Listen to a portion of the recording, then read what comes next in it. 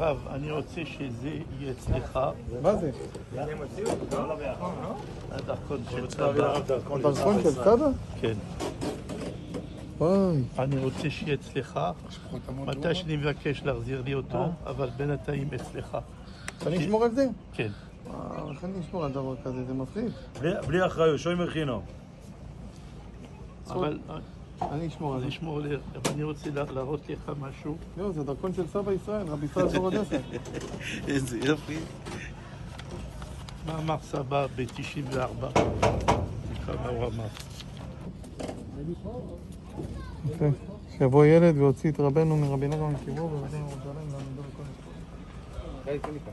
יש לך, יש התאריך לידה שלך, יש קשר עם משפחה שלך.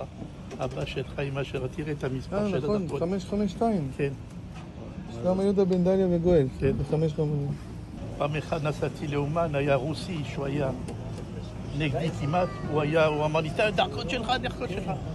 נתתי לו את הדרכון. זכות סבא ישראל תגן עלינו, הדרכון של סבא ישראל, זה הביא את סבא ישראל לתיקון הכללי.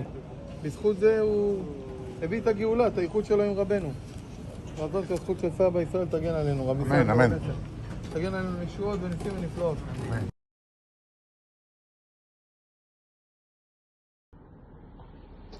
Pourquoi ai-je rencontré le Yanouka et pourquoi lui avoir confié le passeport de Saba Israël? Bonjour à tous, depuis quelques jours, une vidéo de ma rencontre avec le Yanouka circule largement, des dizaines de milliers de personnes l'ont vue, et je reçois toujours les mêmes questions. Qui êtes-vous? Pourquoi êtes-vous allé chez le Yanouka? Et pourquoi lui avoir confié, surtout pourquoi lui avoir confié le passeport de Saba Israël? Je comprends que ma démarche est surprise. Alors aujourd'hui, je voudrais tout simplement vous expliquer les raisons. Encore une fois, ce n'est pas pour me justifier, parce que je pense avoir la liberté de pouvoir faire ce qui me semble bien, ou raisonnable, et important de faire, mais je n'ai pas vraiment de compte à rendre, si ce n'est à mon créateur et un petit peu à mon épouse. Donc voilà. Donc je comprends très bien que ma démarche est surprise. Alors je voudrais tout simplement vous en expliquer les raisons. Qui suis-je? Je ne suis pas un chassid du Yanouka. Je suis un chassid de Rabbi Nachman de Breslev. Tout au moins j'aimerais bien l'être. Voilà, c'est ce que j'essaye depuis à peu près 37 ans. J'ai eu le mérite de servir Rabbi Israël, pas le mérite, mais la chance, le bonheur de servir Rabbi Israël Borodeser pendant les 5 dernières années de sa vie.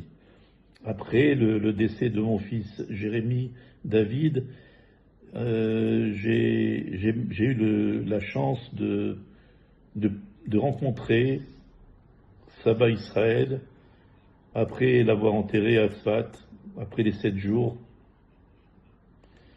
Je me suis rendu à Jérusalem, j'étais gentiment invité par un ami pour passer Shabbat avec mon épouse. Et en arrivant à Jérusalem, un ami m'a dit « Tu veux rencontrer le sabbat ?» Je lui ai dit « Bien sûr, je voudrais rencontrer le sabbat, c'est évident. S'il y a une possibilité, tu me fais un cadeau extraordinaire. » Et donc, avant de me rendre chez la famille qui nous avait invités, j'ai pu voir Sabah à Beth Meir, une rencontre tout à fait incroyable, exceptionnelle, que je raconterai prochainement.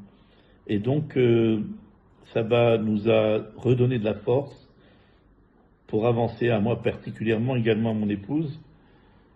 Ça, naturellement, je l'expliquerai. Et depuis, j'ai essayé de poursuivre son enseignement, peut-être un peu à ma manière. Alors, pourquoi le Yanouka? Le Yanouka est largement reconnu pour ses connaissances exceptionnelles dans tous les domaines de la Torah.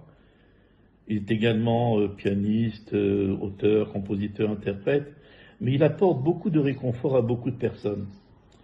Je ne suis pas venu chercher un miracle, je ne suis pas spécialement intéressé par les miracles, c'est bien s'ils existent, mais avec Rabbi Nachman, on n'a pas été habitué tellement aux miracles.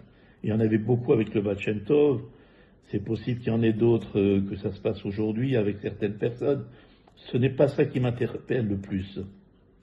Ce qui m'interpelle le plus chez cette personne, chez le Yanouka, c'est sa générosité, sa gentillesse, et je peux dire maintenant, pour l'avoir constaté par moi-même, qui n'est pas pour moi, elle n'est pas de ce monde, cette gentillesse.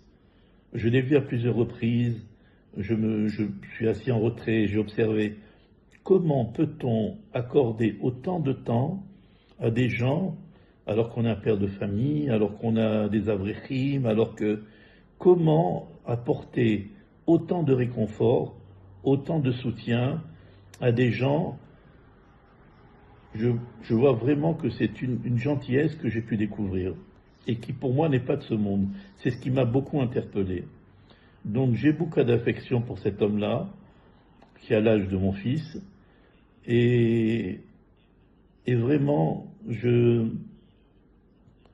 suis toujours en émoi de voir comment des personnes arrivent à trouver un réconfort dans la vie de tous les jours. Vous savez, prendre un juif qui souffre et lui apporter du réconfort, à l'heure actuelle, je ne vois pas plus grand que ça.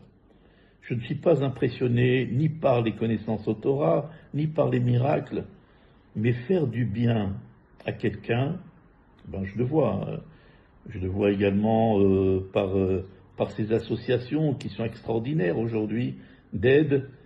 Quand je vois ce qu'elles font, ces associations, que Dieu les bénisse, c'est impressionnant. Faire du bien à un juif. Prends quelqu'un qui se trouve à côté de nous et tout simplement lui faire du bien. Plus que ça, je n'ai pas trouvé. Je ne suis pas impressionné par le reste. Et je crois que si chacun de nous avait cette volonté de voir qui autour de notre entourage souffre, a besoin de bien, et lui accorder le bien qu'on peut lui donner, je peux vous garantir que du haut de mes 69 ans, il n'y a rien pour moi de plus grand que ça aujourd'hui. Voilà. Donc c'est ce que je voulais dire.